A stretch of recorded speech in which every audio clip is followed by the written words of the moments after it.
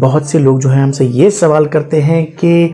हमें अक्सर औकात खाने के बाद अक्सर जो पेट के फूलने की और सूज जाने की शिकायत होती हैं, या गैस की, या खट्टी डकारें आती हैं, या जो है तो हवा का अखराज बहुत ज़्यादा हो जाता है। सो इससे कैसे बचा जाए? ब्लॉटिंग की जो शिकायत होती है या पेट में सूजने की या फूलने की जो शिकायत होती हैं वो ज़्यादा हो जाती हैं, इससे कैसे छुटकारा पाया जाए?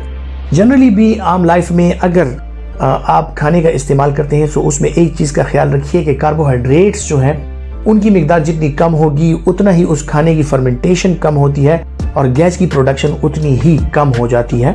जितने कार्बोहाइड्रेट्स ज़्यादा होते हैं उसी तरह फर्मेंटेशन होती है, क्योंकि आपके गट का बैक्टीरिया जो है वो उस खुराक पे अमल करता है और वहाँ से गैस लिबरेट होती है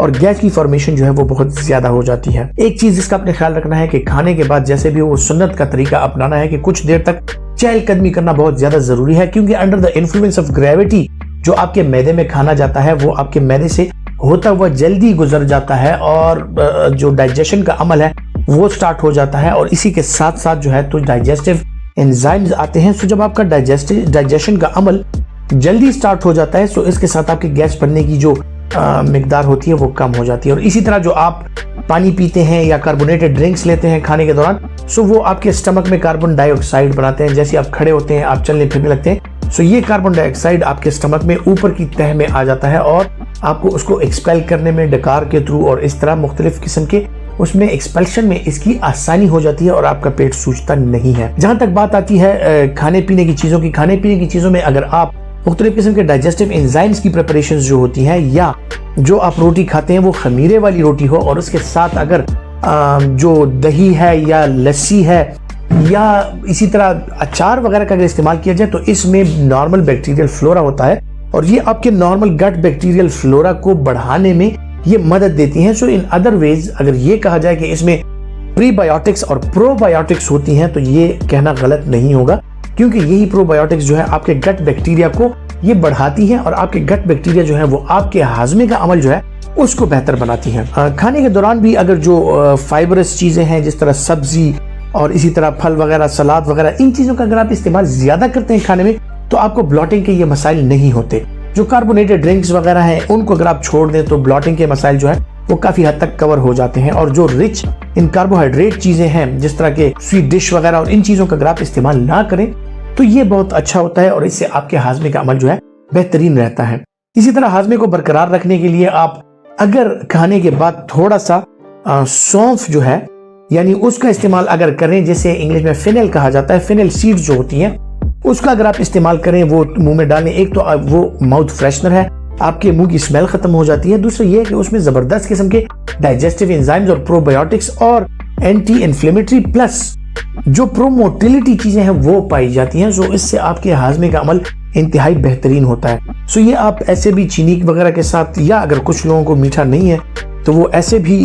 इस्तेमाल कर सकते हैं इसको। और अगर ऐसे आप इस्तेमाल नहीं कर सकते, कुछ लोगों को कड़वा लगता है इसका टेस्ट, तो फिर ऐसा हो सकता है कि इसका कावा बना के थोड़े से कावे में आप इसका इस्तेमाल करें। जो दूसरी चीज लहसुन और जिंजर यानी अदरक जो है ये आपके हाजमे के लिए बेहतरीन चीजें हैं। तो खानों में अगर इनका इस्तेमाल किया जाए या इनके पेस्ट का इस्तेमाल किया जाए या जो है तो जिंजर यानी अदरक का अगर कावा बना के खाने के बाद थोड़ा सा अदरक कावे में मिला के आप उसका इस्तेमाल करें तो आपको यकीनन जो ब्लॉटिंग की शिकायत होती हैं वो नहीं होती।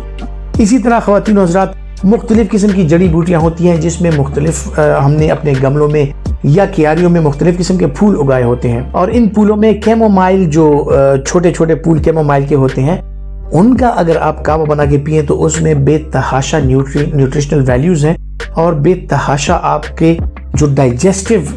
फैक्टर्स हैं जिससे आपकी डाइजेशन इंप्रूव होती है वो है। तो अगर आपने देखा होगा जो बाहर के लोग हैं वो ज्यादातर इन्हीं चीजों का कावा इस्तेमाल करते हैं। हम तो महज ग्रीन टी पीते हैं जो कि कावे के पत्तों की बनी हुई हो, बाकी जो है तो इन मुख्तलिफ किस्म की जड़ी बूटियों और मुख्तलिफ किस्म की ये चीजें अगर आप उनमें साथ ऐड कर दें तो इससे आपके हाजमे का अमल जो है वो बेहतरीन रहता है। बहरहाल जिनको इन चीजों के अलावा फिर भी शिकायत रहती है, लाइट सी एक्सरसाइज वो आप जरूर कर लिया करें और अपने जो आप फ्लूइड इनटेक आपका है उसको अच्छा रखें, फल सब्जियों का इस्तेमाल ज़्यादा करें। आपकी डाइट जो है वो कार्बोहाइड्रेट्स, प्रोटीन्स, फैट्स, ये इनमें बैलेंस एक डाइट हो तो आपके लिए अच्छी रहती है। जितनी आपका एक्टिव लाइफस्टाइल होता है वो आपके लिए बेहतरीन है। इसके अलावा स्मोकिंग से परहेज किया जाए। स्मोकिंग जो है वो आपके हाजमे के अमल को शदीद तरह से मुतासिर करता है। और अगर आपको हाजमे के मसाइल हैं तो इसके लिए आपके मैदे के एंटासिड सिरप्स जो होते हैं, या इसके अलावा डाइजेस्टिव एंजाइम्स जो कि सिरप की फॉर्म में भी अवेलेबल है, टैबलेट फॉर्म में, कैप्सूल फॉर्म में अवेलेबल है, प्रीबायोटिक्स या प्रोबायोटिक्स दवाइयां भी ऐसी अवेलेबल हैं जो आप अपने डॉक्टर के मशवरे से इस्तेमाल करके अपने हाजमे के अमल को जो है तो बेहतर से बेहतर बना सकते हैं। ख्वातीन और हज़रात, उम्मीद करता हूं कि ये मालूमात जो है आपके लिए फायदेमंद साबित होंगी, और अगर आप समझते हैं कि आपके लिए फायदेमंद है तो लाइक दबा के इसको आगे जरूर शेयर कीजिए। अपना बहुत सा ख्याल रखिएगा। अल्लाह हाफिज।